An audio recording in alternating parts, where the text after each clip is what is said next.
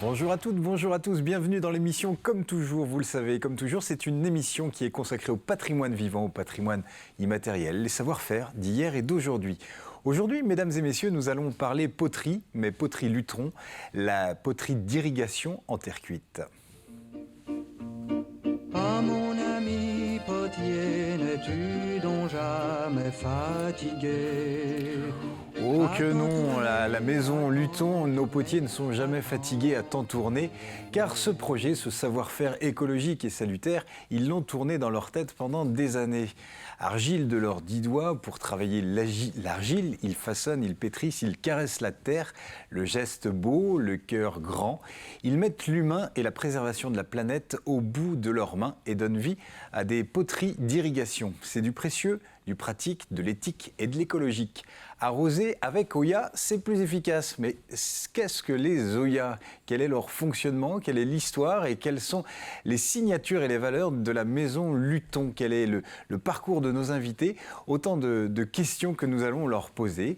Alors, on a rendez-vous avec Olivier Lutron et puis Patrice Jo. Soyez les bienvenus. Merci d'avoir accepté notre invitation. Avant de commencer la discussion, laissez-moi vous présenter. Alors, il n'est pas potier, il est... Un vieux pot. Un vieux pot, non, j'aurais pas voyais osé. venir. Ah, j'avais pas pensé. J'avais pensé à un tourneur, phraseur. Oui. Hein, parce que vous modelez les mots et les traditions. Oui, Hein, quand même, on peut dire ça. on peut. Et c'est Jean-Pierre Bertrand. Merci Jean-Pierre d'être là. Un petit coucou amical à notre ami Jean-Pierre Pouvreau, qui nous manque, mais qui revient bientôt. Qui reviennent à plein pot. À plein pot, exactement. Alors la maison Lutron, la poterie Lutron, elle se situe où? Patrice Jo. Oui, donc elle se situe à la Merlatière. Ouais. Donc c'est une petite commune d'environ 1000 habitants Ouais. qui se trouve entre les Essarts et la Ferrière, c'est plus connu, dans le village du Four-Luton, qui porte le nom de la famille. Ah oui? Voilà. C'est donc Il n'y a que des Lutons dans ce village. D'accord, il n'y a que des Lutons. À quelque chose près, il Dans y a la que des famille Lutons. Lutton. Vous êtes nombreux Dans le village, dans le village on doit être une quinzaine, même pas. et dans la poterie? Dans la poterie, on varie de 3 à voire 10 en fonction du nombre de potiers qu'il peut y avoir à D'accord. travailler. D'accord. C'est une maison qui existe depuis combien de temps, la maison Lutton? Olivier. Ça existe dans les années 1800, enfin fin 1800. Ouais. Donc c'est très très vieux. Ouais. Et c'est vrai que là on a la chance d'avoir encore le grand-père qui est là, à côté de nous, plus toutes les générations, mon père et toutes les familles, quoi. Donc votre papa Thierry Lutton. Alors mon Non. papa Jacques et Thierry, notre oncle. D'accord, dans la famille Lutton. Voilà, donc ça reste D'accord, en famille d'accord. depuis très très longtemps. D'accord. Et alors vous occupez quel poste? Vous êtes potier tous les deux? Alors nous, non, on n'est pas potier. Vous n'êtes pas Par potier. contre, on a toujours travaillé la terre, parce que c'était une briqueterie à l'origine, poterie. Donc on faisait, enfin surtout Olivier, Jacques et puis mon grand-père, Ouais. c'était des briques pour le bâtiment, des Pour le tuiles, bâtiment, ouais. voilà. Ouais. Donc j'en ai fait, t'en as fait aussi. Mais moi quand je suis arrivé, ça fait à peu près 20 ans, on faisait de la brique plâtrière. D'accord. Voilà, brique d'intérieur de maison. Et puis, on a continué que 5-6 années encore. Puis après, ça s'est arrêté parce que c'était compliqué de faire ça, quoi. Et on s'est diversifié dans la poterie horticole après. D'accord. C'est vraiment la signature et l'identité de la poterie aujourd'hui. Maintenant, donc poterie horticole, on a baissé un peu et on devient maintenant de plus en plus sur les poteries faites à la main. On D'accord. en fait encore un peu de poterie machine, mais Ouais. on reste poterie main. Et alors, ce que vous nous avez apporté, c'est ce qu'on appelle les Oya? C'est ça. C'est ça. Alors c'est quoi exactement? Les Oya, c'est une poterie d'irrigation. Donc ce qu'il y a ici, c'est tout réalisé à la main par les potiers. Ça permet d'arroser les plantes de façon économe, parce que ça permet d'économiser entre 60 voire 70% Ah, carrément. d'eau. Ouais. Et c'est fait avec une argile spécifique qui est poreuse à coups cuite, qui D'accord. laisse passer l'eau. Ok. Voilà. Donc il y a deux types d'Oya. Il y a les Oya à enterrer. Donc c'est des... Donc là, comment ça se passe? On la met dans la terre? Jusque-là, on a mis la Jusqu'ici. terre à peu près jusque-là. Ouais. On peut mettre un paillage dessus Ouais. pour avoir pour garder en fait la fraîcheur de la plante. Et on remplit d'eau. Ouais. Et donc, toute l'eau va partir sur la plante. Et D'accord. non, on ne va pas Vous s'évaporer. Vous mettez les plantes autour et, Et on met les plantes autour. et ça Oui. va irriguer par en dessous. D'accord. Et on remplit souvent?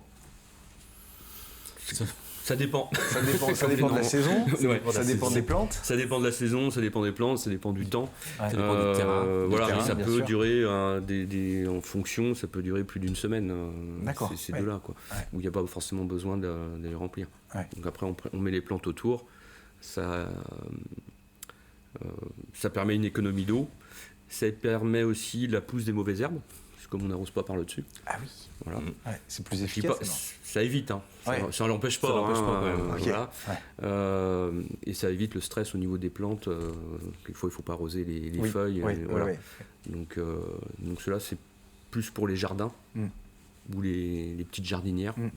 Donc ça va de 8 litres jusqu'à... On n'a pas tout emmené. Hein. Ouais, j'imagine. Ça va de 8 litres jusqu'à 1 litre. D'accord. De 1 litre jusqu'à 8 litres. Ça existe depuis quand, ce genre de... Alors ça, Si. nous, on n'a rien inventé. Oui, On a repris un procédé qui devait exister depuis c'est les longtemps, Romains ça. ou même avant qui l'utilisaient pour... En Afrique, il y en avait. voilà, ouais. tous les- Oui, en Afrique aussi, ouais. Qui l'utilisaient pour arroser les plantes. Donc nous, on n'a rien inventé. Hein. C'est un système qui existe, qui a été remis au goût du jour ouais, c'est ça. par d'autres et puis par nous. Mais voilà. Et c'est vrai qu'avec maintenant Mais le réchauffement climatique, ça... C'est judicieux, c'est... Ouais, ouais. Et ça permet de remettre au goût du jour le métier de potier qui avait commencé c'est aussi ça, à disparaître. Ouais. Et- Alors, celles qui sont devant, c'est... Alors, Parce que vous annonciez deux types de doya. Ouais. Il y a celle qu'on enterre. donc celle qu'on enterre et Et il y a celle qu'on plante. C'est-à-dire Alors, que ça va être c'est-à-dire dans une petite fleur. On va enterrer ce produit, enfin on va l'enfoncer que de cette partie. Ouais. Et puis comme ça, l'eau, donc il y a un petit couvercle à l'intérieur que je dois pouvoir enlever. monsieur, c'est plus facile. On a un petit couvercle à l'intérieur, on Ouais. met de l'eau dedans, on referme, Ouais. il est dans la plante et puis cette partie-là reste poreuse. Et après ici c'est un émaillage. D'accord. Et donc il y a cette partie-là qui s'en va sur la plante et s'en puis va. qui arrose. Et qui arrose. Ça Donc fait une c'est- décoration en même temps C'est pour une la plante. décoration Ouais, et d'accord. une petite réserve.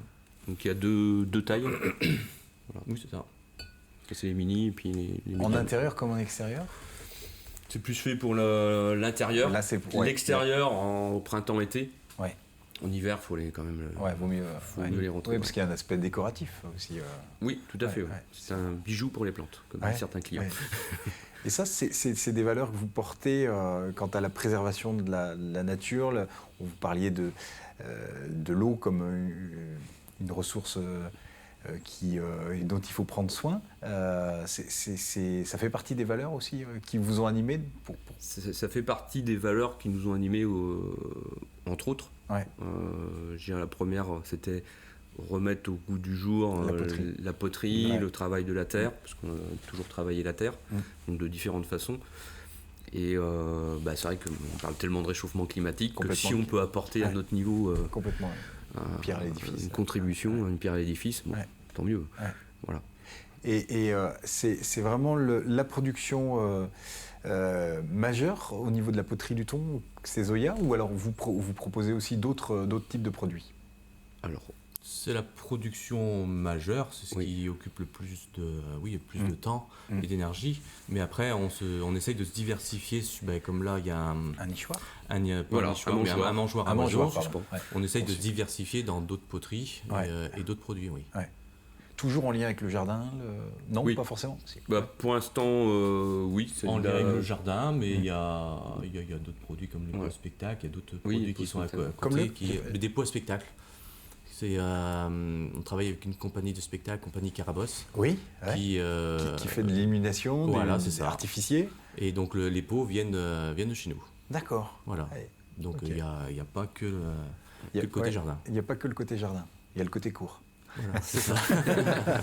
Donc on essaye maintenant de développer la partie poterie de jardin pure, c'est-à-dire des poteries de jardin qu'on laisse dehors. Voilà. Puis après on a des demandes spécifiques de personnes qui veulent des produits Sur mesure. sur mesure, Sur oui, mesure, ouais. pour de la décoration. Donc Ouais. on essaye d'y répondre le plus possible.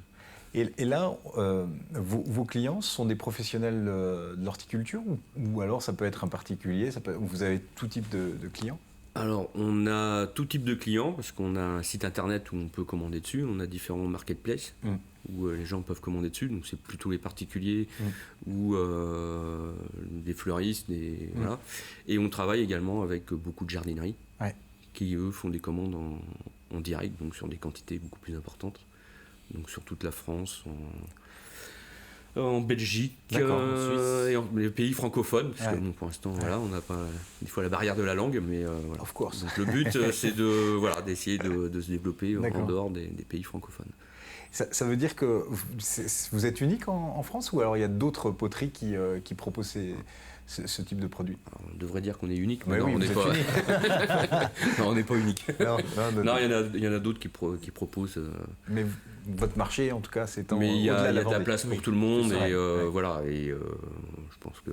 Et de plus en plus, parce que, au vu du réchauffement, alors ça, c'est pas une bonne nouvelle, mais on peut penser quand même, il y a cette nécessité d'aller vers ce type de produit qui préserve l'eau aussi. Oui, Ouais, oui, tout à fait. Ouais. Oui, je pense qu'il y en aura de plus en plus, et parce que c'est pas encore un produit qui est. Ça commence à être connu, mais c'est vrai qu'on en parlait il y a 3-4 ans, c'était pas connu. Maintenant, voilà, ça se. Avant de nous, préparer on le l'émission, voit- moi, je connaissais pas. Voilà, exemple. nous, on le voit par rapport aux clients, ça augmente. Mais C'est des produits qui sont chers. Alors selon la taille peut-être, mais tout dépend de ce qu'on appelle cher, c'est toujours pareil. c'est ça, c'est très subjectif ouais. finalement. Alors quel prix faut compter en une fourchette à peu près? Ça a un prix de vente public, ça doit être le 8 litres. TTC, c'est à 45 €. D'accord. Voilà. Ceux à planter, donc émaillés, c'est à 16 €. D'accord. Ceux qui ne sont pas émaillés ici doivent être à 14 €. Ouais, Voilà. Puis après, j'imagine que selon la quantité Prix de et vente les commandes, public, hein. voilà. Après, il faut bien se rendre compte que tout est réalisé à la main. Alors c'est ça, peut-être Voilà, qu'on- c'est ça. on peut parler un peu des étapes de la fabrication. Combien de temps ça demande, et quelles sont les étapes aussi? Peut-être la cuisson est une étape particulière. Comment ça se passe? Alors, il y a une première chose, c'est préparation de la terre. Ouais. Donc cette terre elle va être extraite, elle va être préparée, il va y avoir les mélanges qui vont être faits pour réussir à avoir un pot qui va être poreux au final. Et donc après, on apporte au potier des modes de terre qui sont bien calibrés.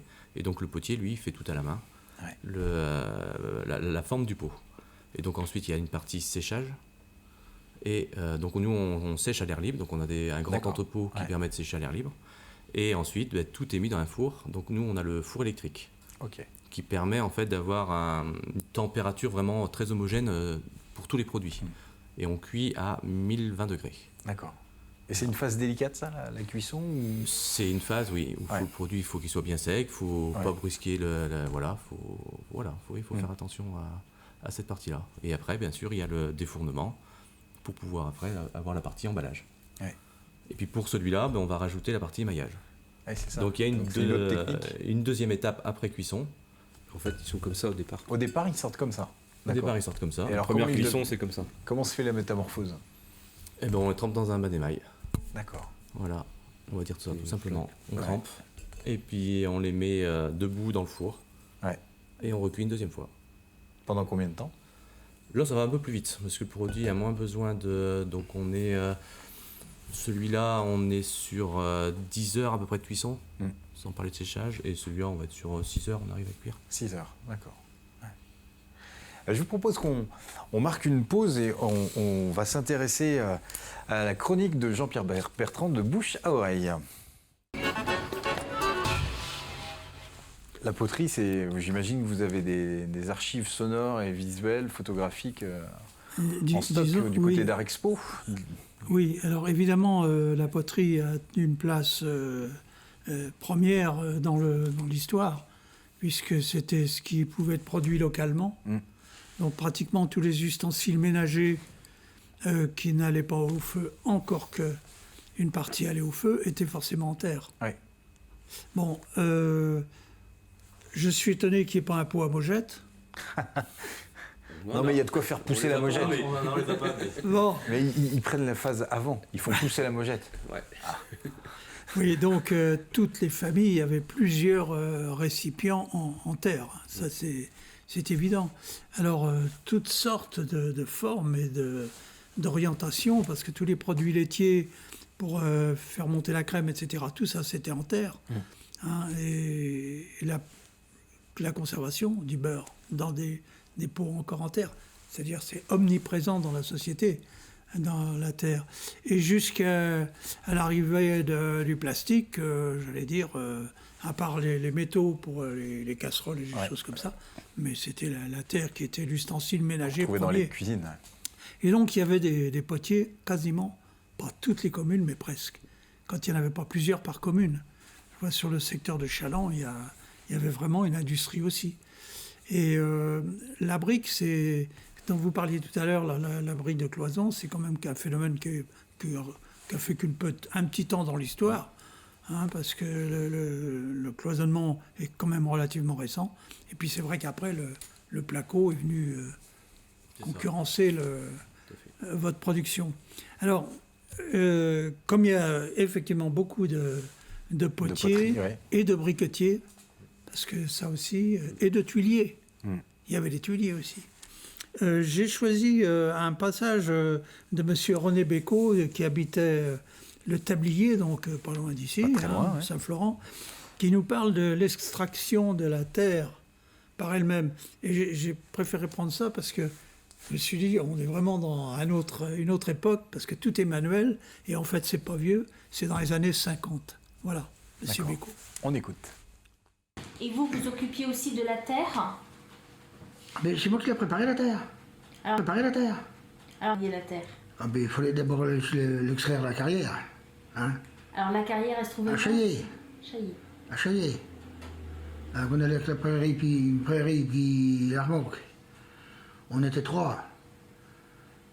Quand on était comme ça, là, à niveau, tout allait bien. Mais on a creusé un jour jusqu'à... Combien? On était à 4 mètres, oui, plus de 4 mètres de fond. On avait installé 2 tréteaux, 3 planches dessus. Il y en a un qui piochait, l'autre chargé sur les planches, et puis l'autre chargé de la remorque. Hein? Et on faisait combien? On faisait 4 tours comme ça, 4-5 tours de la journée. Puis décharger la pelle. Argile. Argile, oui. Alors, une fois que cette argile était extraite, Oui, oui. ramenée à la poterie, Oui. qu'est-ce qu'on en faisait? Oui, mais passer dans un broyeur, le malaxeur, on en avait un vieux, le même système, où il y a le grand gare là, à l'extérieur là. Oui. Le grand gare qui est à l'extérieur là. Mais il y en avait le même. Mais il se trouvait à l'extérieur. Vu que 4-5 autres, il y avait tué pour couvrir. Mais il était là. Et c'est lui qui voyait. Alors on sortait, comme je vous ai dit l'autre jour, à la filière qu'il y avait au bout là, des colombins. Puis il y avait le fil à couper le beurre. Hein. Puis là-bas, on les coupait. Il était dehors, le malaxeur. Alors on ne pouvait pas faire autrement. Puis on mettait ça à la brouette. Alors quand la brouette était pleine, ben, on venait la conduire là, à côté du nouveau qui est là. Alors, La brouette, effectivement. Je me permets des réactions par rapport au sujet qu'on vient d'entendre. Il y a des choses qu'on retrouve encore aujourd'hui. Moi, j'ai le fil à couper le beurre. Ouais. Ça fait partie des choses qu'on a toujours. Hein. Enfin, Ouais. c'est fil à piano ou mais qui permet de sortie de mouleuse, donc de la filière. On coupe toujours le produit. Et là, nous, on emmène, pareil, les petits morceaux de terre molle. Ouais. On les amène directement au potier. Donc, D'accord. cette partie-là, oui. Oui, ça a pas mais bougé. pas à la brouette maintenant. C'est plus à la brouette. Quoique des fois, ça dépend. Ça peut arriver. Et le choix des argiles, ça se fait comment? Le choix des argiles. Donc déjà, nous, on est... en général, les briqueteries étaient situées à côté d'une carrière. Ouais. Donc on a notre carrière, nous, d'argile et nos extractions qui sont ici. Et en fonction de ce qu'on veut réaliser, on va rajouter des terres un peu différentes qui soit vont tenir au feu ou soit pour celle-là va être poreuse. Voilà. Donc après on va les chercher des fois un petit peu plus loin pour avoir cette qualité-là. Ouais, très bien. On poursuit, Jean-Pierre, avec un autre sujet, toujours en lien avec nos invités. Et puis peut-être aussi préciser que pendant la diffusion des témoignages, on a vu quelques images qui nous viennent de la mer Latière, de la maison Luton. Hein, c'est ça qu'on va revoir. alors, Oui, alors je vais vous proposer quelque chose qui peut être un sujet de réflexion aussi. Ah. Parce que là, on va parler d'une poterie qui ne sert qu'une fois. Donc ça peut être rentable. Une poterie qui ne sert qu'une fois, c'est une devinette? Pas du tout. Pas du on tout. va entendre le témoignage, puis après on en discute. Ah ben volontiers. C'est ça. Alors soyons attentifs. On écoute. Par contre, chez nous, la coutume qui s'est faite, c'est pareil, c'était dans ces années-là. Ma sœur s'est mariée en 1946. Alors, ma sœur était la dernière de la famille. Donc, la coutume voulait que quand une famille mariait le dernier enfant, si par contre, il y avait un célibataire ou une célibataire, ça ne pouvait pas se faire. Il fallait que ce soit vraiment le dernier mariage du couple. Alors là, il y avait un pot de terre rempli de dragées. Et je me souviens, je peux parler de chez moi, mais je l'ai vu aussi à des mariages chez Liègre, là-bas au Carrefour. Ouais. Le pot était attaché par l'anse, avec des cordes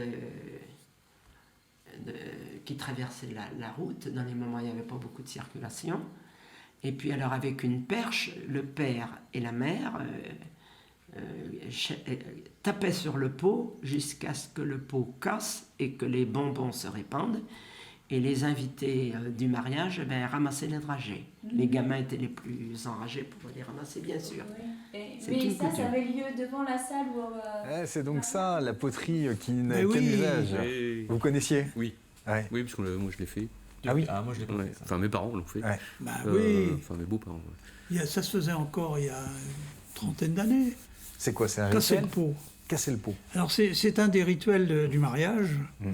et qui se pratiquait pas à toutes les occasions parce qu'il fallait que ce soit le dernier de la famille que l'on mariait. Ok. Hein. En fonction de ça. Et donc le pot, un pot avec une anse, eh bien on le remplissait de bonbons, de dragées, et on l'attachait suffisamment haut pour que la personne, et la maman, en principe, avec un bâton, les yeux bandés, il fallait qu'elle casse le pot.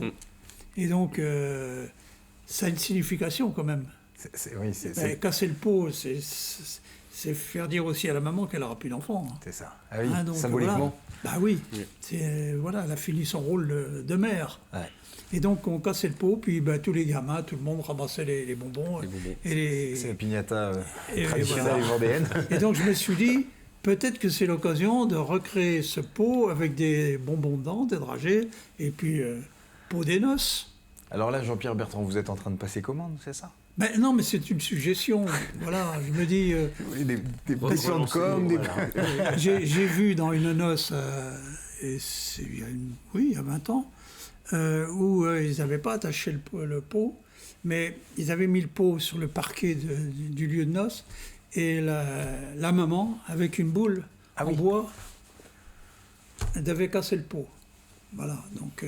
mais elle cassait le pot, c'est une variante, c'est moins dangereux. Oui, c'est ça. Donc voilà. On joue à la pétanque. La machine a inventé des produits... Bon, oui. Vous voulez des idées? Embauchez-le. Impeccable. Vous voulez pas de royalty après? Brevet. Oui, brevet. Non, mais voilà, je pense qu'il y a des produits comme ça qui mériteraient de revivre, continuer à vivre. Je ne sais pas si ça se pratique pas toujours dans certains endroits. Certains rituels. Oui, mais dans le bocage, il y a des coins où il y a Où c'est prégnant encore. une maintenance de tradition. Eh ben voilà, un produit qu'on retrouvera Produit peut-être lancé, à la maison Hutton. Pourquoi pas, oui. Avec les bonbons. Vous avez des projets peut-être de produits justement qui vont émerger ou des réflexions? Vous êtes sans arrêt aux aguets Oui, on est sans arrêt aux aguets. Après, on répond aussi à des demandes vraiment, ce que je disais tout à l'heure, particulières. On a eu des pots à rhubarbe qu'on nous a demandé, qu'on ne connaissait pas, pour des Suisses. Donc on ne connaissait pas le fonctionnement et à quoi ça servait, mais bon, on les a fait. Là, on a des demandes pour des pots pour perce-oreilles.